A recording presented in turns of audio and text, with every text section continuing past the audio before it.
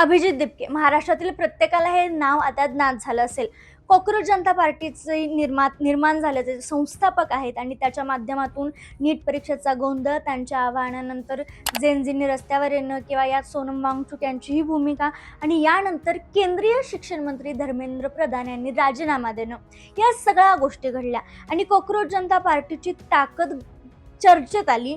आणि मग हीच कॉकरोच जनता पार्टी आता राजकारणात उतरणार का, काय होणार, विरोधी पक्ष म्हणून काम करणार का, असे सवाल उपस्थित केले जात असतानाच नुकताच अभिजित दिपके यांनी एक आंदोलनाला सुरुवात केली आहे, जे महाराष्ट्रात चालवलं जाणार आहे.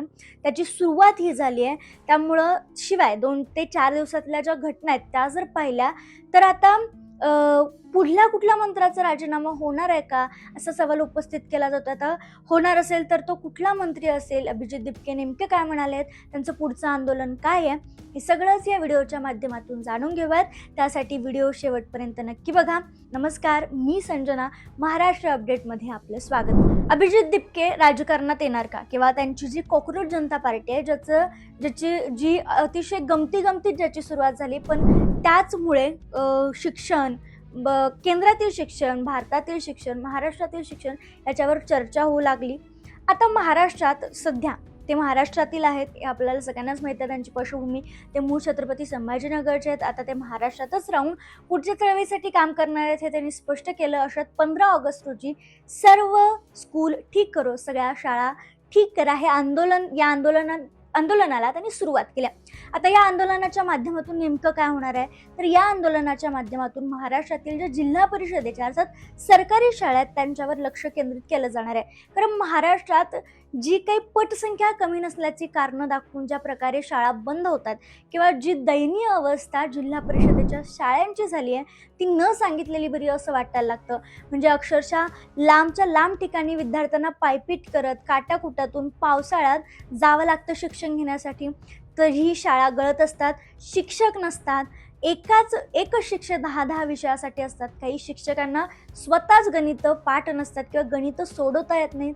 अशा अनेक ज्या गोष्टी आहेत त्या सॉल्व्ह करण्यासाठी सर्व स्कूल ठीक करो हे आंदोलन छेडण्यात आलेलं आहे. आणि याच माध्यमातून गेल्या 2 ते 4 दिवसांच्या घडामोडीतून जर पाहिलं तर महाराष्ट्रातील शिक्षण मंत्री असणारे दादा भुसे यांच्यासाठी ही डोकेदुखी ठरू शकते का. त्यांना नुकताच अभिजित दिपकेंनी त्यांच्याबद्दल एक विधानही केले. ते विधान काय हे आता आपण सविस्तर चर्चा करूयात. आता जेव्हा हे आंदोलन सुरू झालं तेव्हा हिंगोली जिल्ह्यातल्या जिल्हा परिषद शाळा लिंबाळा या शाळेला अभिजित दिपके यांनी भेट दिली. या शाळेमध्ये मुख्याध्यापकच भर दिवसा दारू पिऊन राहतो असं निदर्शनास आलं होतं. मग संबंधित मुख्याध्यापक विनोद कटके हे शाळेतच दारू पित असल्याचा व्हिडिओ अभिजित दिपके यांनी समोर आणले आणि या शिक्षकावर कारवाई करा, त्यांना निलंबित करा, नाहीतर आंदोलन केलं जाईल असा इशारा अभिजित दिपके यांनी यावेळी दिला होता. आणि अखेर अभिजित दिपके हे हिंगोली जिल्ह्यातील त्या शाळेत येण्यापूर्वीच मुख्याध्यापक जे मद्यपान करून होते त्यांना निलंबित करण्याचे आदेश जिल्हा परिषदेच्या मुख्य कार्यकारी अधिकारी यांनी काढले होते. त्यामुळे कुठेतरी बदल होतोय हे दिसते. म्हणूनच कुठेतरी या बदलामुळेच ते अर्थात जनता पार्टीचे संस्थापक अभिजित दिपके यांनी स्कूल ठीक करो या अभियानाअंतर्गत इथं भेट दिली. तसेच त्यांनी ढेगज गावातील सरकारी शाळेलाही भेट दिली. यावेळी एक वेगळा प्रकार घडला ज्यामुळे अभिजित दिपके चांगलेच संतापचे पाहायला मिळाले. जिथं विद्यार्थ्यांना केर काढायला सांगितला जात होता आणि जेव्हा शिक्षकांना विचारलं की हे का केर कचरा काढतायत, तर तिथले शिक्षक म्हणाले की ते त्यांच्या मनाने केर काढतात, त्यामुळे काही केर वगैरे काढू नका, तुम्ही तर शिक्षण घ्यायला येता, फक्त शिक्षण घ्या असं विद्यार्थ्यांना स्वतः अभिजित दिपके यांनी सांगितलं.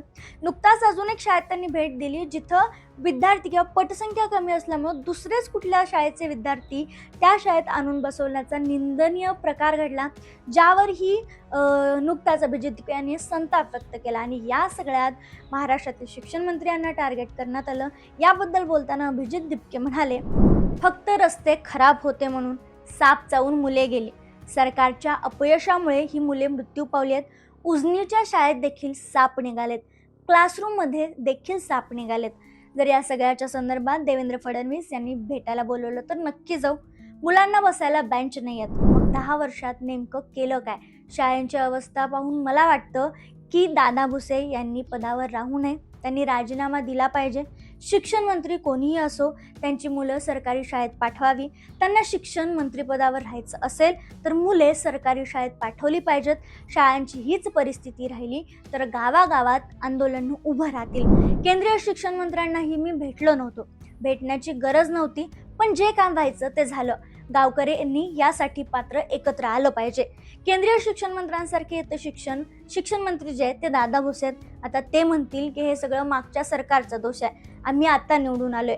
पण परिस्थिती बदलली नाहीये. शाळेवर आणखीनही पत्रे आहेत, त्यामुळे मुलांना बसायला बेंच नाही आहे. मग तुम्ही 10 वर्षात केलं काय, असा सवाल अभिजित दिपके यांनी उपस्थित केलाय.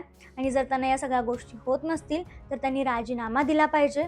शिक्षण मंत्री वा कोणीही असो, त्यांची मुलं सरकारी शाळेत त्यांनी पाठवावीत. आणि शिक्षण मंत्री पदावर राहायचं असेल तर या सगळ्या गोष्टींचा त्यांनी विचार करून सगळी परिस्थिती बदलावी. नाहीतर जर शाळांची परिस्थिती हीच राहिली तर गावागावात आंदोलनं उभारले जातील, असा थेट इशारा अभिजित दिपके यांनी दिला. आता खरं तर हे आंदोलन हळूहळू जोर धरू शकतं. आज हिंगोलीची शाळा, उद्या प्रत्येक जिल्ह्यातील शाळेत जाऊन अभिजित दिपके तिथल्या समस्या जाणून घेणार आहेत. जर फडणवीस यांनी भेटायला बोलवलं तर जाऊ, अशी सकारात्मक प्रतिक्रिया देखील त्यांनी दिली आहे. मात्र अभिजित दिपके यांच्या या आंदोलनामुळे कुठंतरी एक आशा प्रफुल्लित झाली असं म्हणायला हरकत नाही. आता यामुळं सरकारी शाळांना, जिल्हा परिषदेच्या शाळांना चांगले दिवस येतील का, असा सवाल उपस्थित केला जातोय. आले तर ते चांगलंच आहे, मात्र आले नाहीत, परिस्थिती जैसे थे अशी राहिली तर महाराष्ट्रातील, म्हणजे जे भारतभर झिंझिंचं आंदोलन झालं ते महाराष्ट्रात निर्माण होऊ शकतं का? महाराष्ट्रातील जिल्हा परिषदेच्या शाळा वाचवण्यासाठी लोक पुढे येऊ शकतात का?